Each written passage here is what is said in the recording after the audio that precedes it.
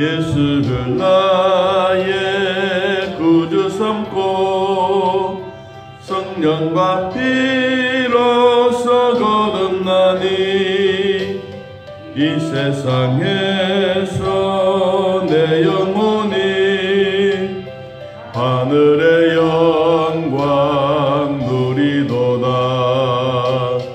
이것이 나의 간증이요 이것이 나의 찬송일세. 나 사는 동안 끊임없이 주님을 찬송하리로다. 온전히 주께 맡긴 내 영 사랑의 흔성을 듣는 중에 천사들 왕래하는 것과 하늘의 영광 보리로다. 이것이 나의 간증이요 이것이 나의 찬송일세. 나 사는 동안 끊임없이 구주를 찬송하리로다. 주 안에 기쁨 누림으로 마음의 풍랑이 잔잔하니 세상과 나는 간곳 없고 구속한 주만 보이도다. 이것이 나의 간증이요 이것이 나의 찬송일세. 나 사는 동안 끊임없이 구주를 찬송하리로다.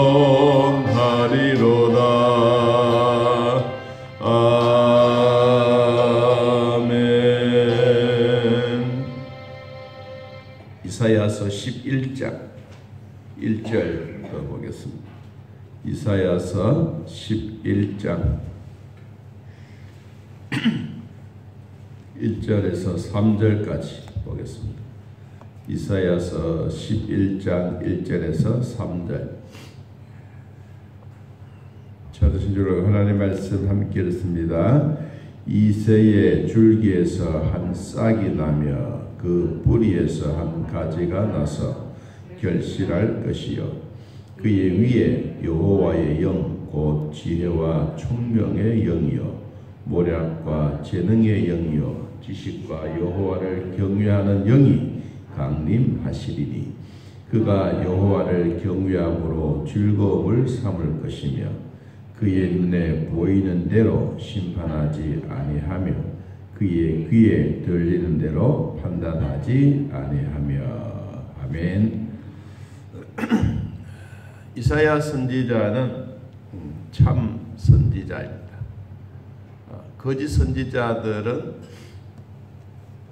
일어났다가 사람들을 확 모으고 군중 심리로 거짓 선지자들을 모았다가 결국은 멸망의 길로 갑니다. 참 선지자 이사야는 700년 전에 앞으로 700년 후에 메시아가 올 것이다 라고 예언했던 선지자입니다. 그는 참 선지자입니다. 지금은 나사렛 예수 그리스도께서 지극히 우리로 말하면 이 변두리 대도시가 아닌 변두리 나사렛 베들레헴이라고 하는 작은 동네에 태어나서 온 인류에 예수 없는 곳이 없을 만큼 이 참 선지자의 예언에 성취되었던 그분이 온 인류의 구원자로 지금 또 당당하게 모든 교회들마다 나타나고 있습니다. 그분이 선지자로서 이사야 선지자가 예수 그리스도 메시아에 대한 내용들이 성경에 엄청나게 많습니다.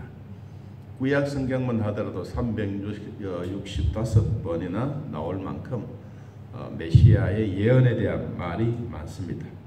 그 가운데 이사야서에서 제일 많이 나오고 있습니다.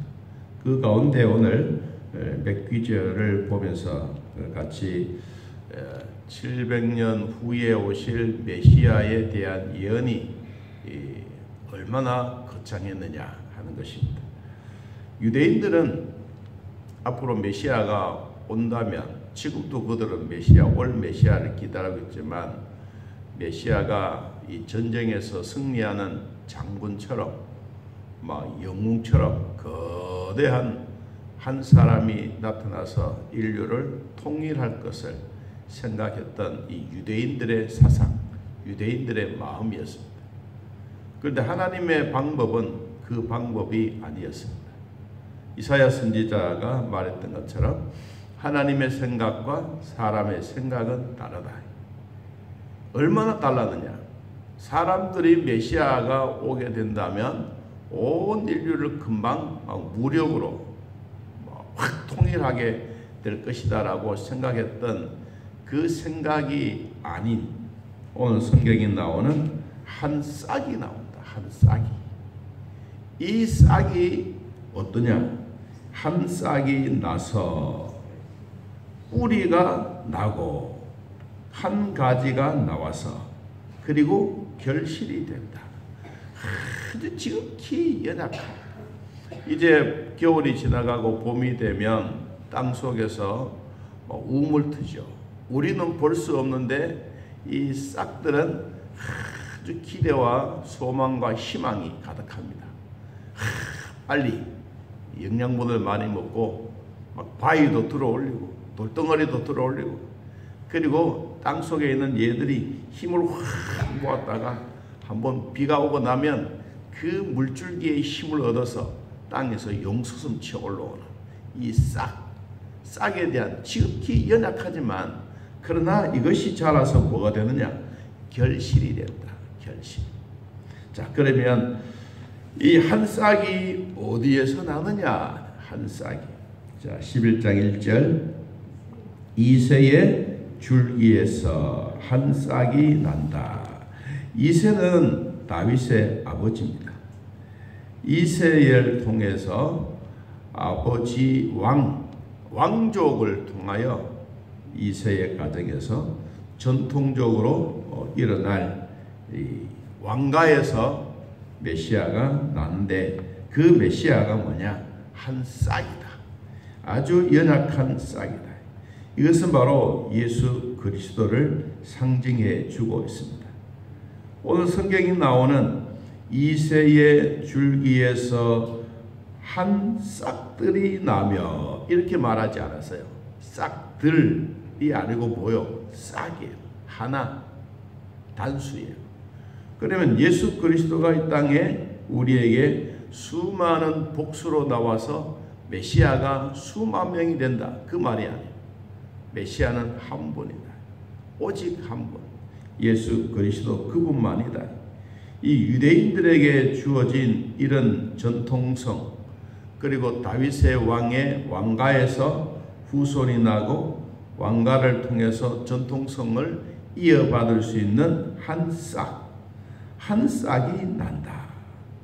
이 한 싹은 또 다른 성경은 씨라고도 표현해요. 씨. 우리가 씨앗이 충실한 씨앗도 있고 반죽더기도 있고 죽정이 된 씨도 있습니다. 그런데 어떤 씨앗이라도 죽지 않았으면, 생명이 있으면 봄이 나고 그걸 반드시 움이 틉니다. 우리가 왜 기독교가 복음의 씨앗이라고 말합니까? 복음의 생명이라고 말합니까? 거기는 반드시 복음에는 생명이 있기 때문에. 그래서 교회도 생명, 내 자신도 생명, 하나님의 생명이 내 속에 있기 때문에 우리는 날마다 영의 사람이 되는 것입니다. 우리는 매일매일 한 싹이 내 마음에서 자라고 있습니다. 여러분의 마음에도 한 싹이 성령을 통하여 지금도 자라나고 있습니다. 하나님의 영이 내 안에 충만하면 악한 것들, 마귀들, 더러운 것들, 사탄들은 내 마음 속에서 자동적으로 삐져나갑니다. 왜냐하면 내 속에 있는 영이 너무 크기 때문에. 그런데 내 영이 작고 내 영이 힘들어하고 내 영이 비실비실하면 누가 침투해 오느냐? 사탄이라는 놈이 잘 압니다. 내 속에 삐집고 들어옵니다. 문만 열어놓아도 수십 마리의 사탄들이 들어와서 우리를 괴롭게 만듭니다. 오늘도 예배드리는 사랑하는 성도 여러분, 여러분의 마음속에 하나님의 영, 성령이 충만하기를 바랍니다. 사탄들은 떠나가고 사탄들이 내 마음속에 우지자지하지 못하는 하나님의 영으로 지배받는 하나님의 성도들이 되기를 바랍니다. 자, 한 싹이 나며 그 다음에 뿌리에서 한 가지가 난다. 성경에 보니까 네 가지의 표현을 했어요. 하나는 싹이고 그리고 뿌리. 우리의 믿음의 뿌리가 튼튼해야 돼. 이 땅 속에 겨울이 되면 아무것도 없는 것 같지만 지금 이들의 세계는 어떻게 올라올지 참 기대하고 소망을 가진 거예요. 저희 집에 땅은 없는데 산마늘 씨앗을 좀 구해서 심었어요. 어디에 심었느냐 하면 이 스티로폴 이렇게 심어놔가지고 심어놨는데 얘들이 이제 물을 좀 줘야 되겠다 싶어가지고 어제 이렇게 문을 열고 나가 보니까 와, 스티로폴이 새싹이 꼭 보리같이 올라왔는 거야. 보리같이 너무너무 신기하고 벌써 봄이 됐구나. 여러분, 싹이 나면 반드시 뭐가 있기 때문에 올라옵니까? 뿌리가 있으니까 올라오는 거예요. 그래서 이 뿌리가 한 5년쯤 자라면 우리 엄지손가락만한 이런 것들이 이제 산마늘이 생겨지는데 너무너무 귀한 거예요. 여러분 우리 마음에 복음의 씨앗, 성령의 씨앗이 심겨졌으면 싹이 올라옵니다. 싹이 올라온 이유가 뭐예요? 생명이기 때문에. 생명이 있으면 뿌리도 건실합니다. 뿌리가 죽지 않습니다. 뿌리가 튼튼해야 여러분 이러한 일을 이겨낼 수가 있습니다. 자, 뿌리에서 뭐가 납니까? 성경에 보니까 한 가지가 난다. 한 가지. 여기도 보니까 두 가지, 세 가지가 아니에요. 한 가지. 메시아는 하나예요. 여러분, 구원자도 하나예요. 우리의 구세주도 하나예요. 이 세상에 수많은 이 성경 이사야 선지자가 글을 쓸 때 앞으로 700년 뒤에 우리의 메시아가 올 건데 한 싹들이 나며 그리고 한 가지가 아니고 10가지고 이렇게 표현하지 않았어요. 하나, 단독이에요. 그래서 예수 그리스도가 오직 한 분이신 그분이 우리에게 뭐까지 맺느냐? 결실한다. 결실. 우리는 이 결실하는 단계까지 이 모세도 이런 내용들을 우리들에게 소개해 주셨습니다. 여러분, 신명기 18장을 한번 보면요. 하나님이 우리에게 주셨던 참 선지자와 거짓 선지자에 대한 얘기가 모세를 통해서 우리에게 전달해 주고 있습니다. 자, 신명기 18장 15절을 보겠습니다. 신명기 18장 15절 읽어봅니다. 내 하나님 여호와께서 너희 가운데 내 형제 중에서 너를 위하여 나와 같은 누가 선지자 몇 개를 하나를 일으키시리니 너희는 그의 말을 들을지니라. 이것이 곧 내가 총회의 날 호렙산에서 내 하나님 여호와께 구한 것이라. 곧 내가 말하기를 내가 다시는 내 하나님 여호와의 음성을 듣지 않게 하시고 다시는 그 이 큰 불을 보지 않게 하소서. 더럽견대 내가 뭐할까? 죽을까 하나이다 하매 하나님이 모세에게 말했습니다. 그들의 말이 옳도다. 자, 그 다음에 18절 내가 그들 형제 중에서 너와 같은 선지자 몇몇을 하나를 그들을 위하여 일으키시고 내 말을 어디에 그 입에 두리니 내가 그에게 명령하는 것을 그가 무리에게 다 말하리라. 선지자가 하는 일입니다. 선지자의 사역. 선지자의 사역이 하나님의 말씀이 하나님의 말을 어디에 두느냐? 선지자의 입에. 선지자의 입에. 여러분, 그래서 우리가 마음으로 생각하는 것을 입으로 표현하지 않습니까? 입에 나온 것을. 선지자는 하나님이 세워요. 제사장은 믿음의 대가 이어가지만 선지자는 하나님이 세워요. 그래서 하나님이 어디에 주느냐? 선지자의 입에 두는 거예요. 여러분, 우리 믿음의 사람이라면 오늘날로 말하면 목사의 말이 아니라 목사는 하나님의 말씀이 선포되는 것이다. 이것을 믿는 거예요. 참 선지자는 하나님의 입에 하나님의 말씀을 둔 거예요. 자, 그래서 이 명령을 다 너희들이 들어라. 그리고 하는 말을 잘 들어라. 그 다음에 19절, 누구든지 내 이름으로 전하는 내 말을 듣지 아니하는 자는 내게 무엇을 벌을 받을 것이다.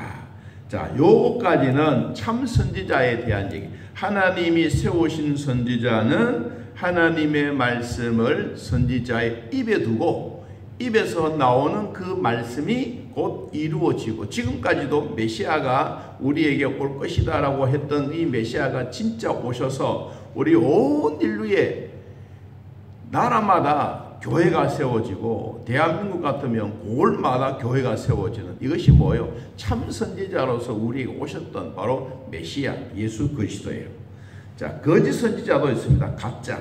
자, 20절 신명기 18장 20절 봅니다. 만일 어떤 선지자가 내가 전하라고 명령하지 아니한 말을 누구의 마음? 선지자 지 마음대로 내 이름으로 전하든지 다른 신들의 이름으로 말하면 그 선지자는 죽임을 당하리라 하셨느니라. 네가 마음속으로 이르기를 그 말이 여호와께서 이르신 말씀인지 우리가 어떻게 알리요 하리라.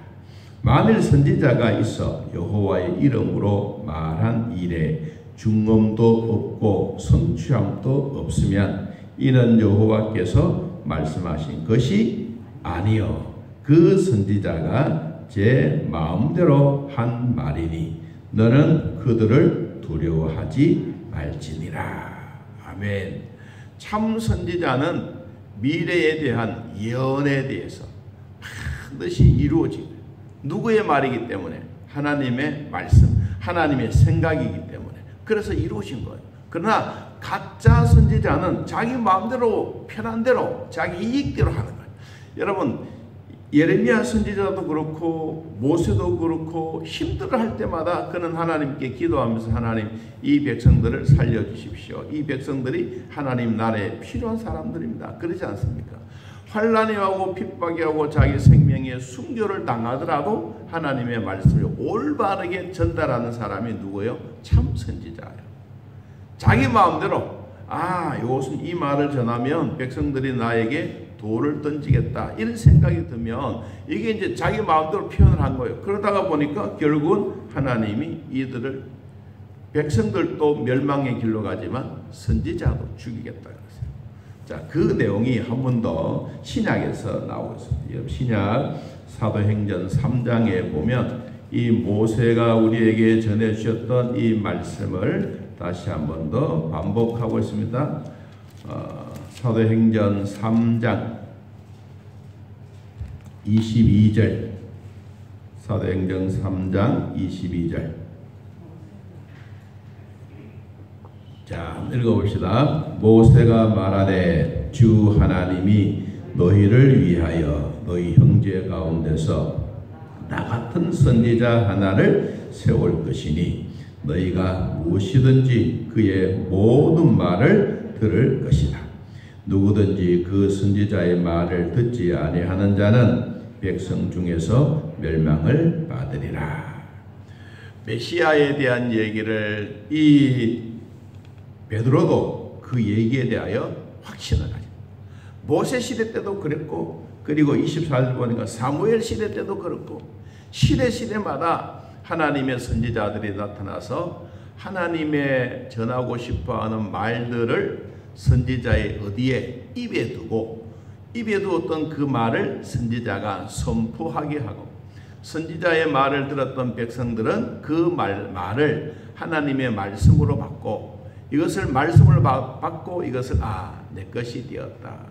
그래서 복음의 씨앗이 우리 마음에 생명의 씨앗이 떨어지게 되면 우리 마음에는 하나님의 영이 임재가 되고 그때부터 우리는 하나님의 자녀로서 살아가는 특권을 얻게 되는 것이죠.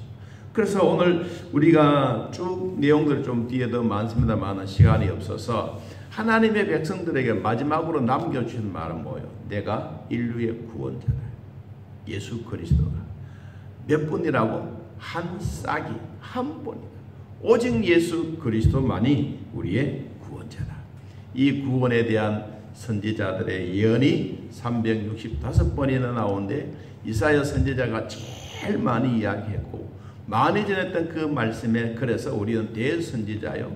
그리고 이사야서에 나타내 주고 있는 하나님의 말씀 가운데 이 마지막으로 쭉 좀 많이 전해야 되는데 그렇지 못하고 9절 말씀 이사야서 11장 9절 내 거룩한 산 모든 곳에서 해됨도 없고 상함도 없을 것이니 이는 물이 바다를 덮음같이 여호와를 아는 지식이 세상에 충만할 것입니다.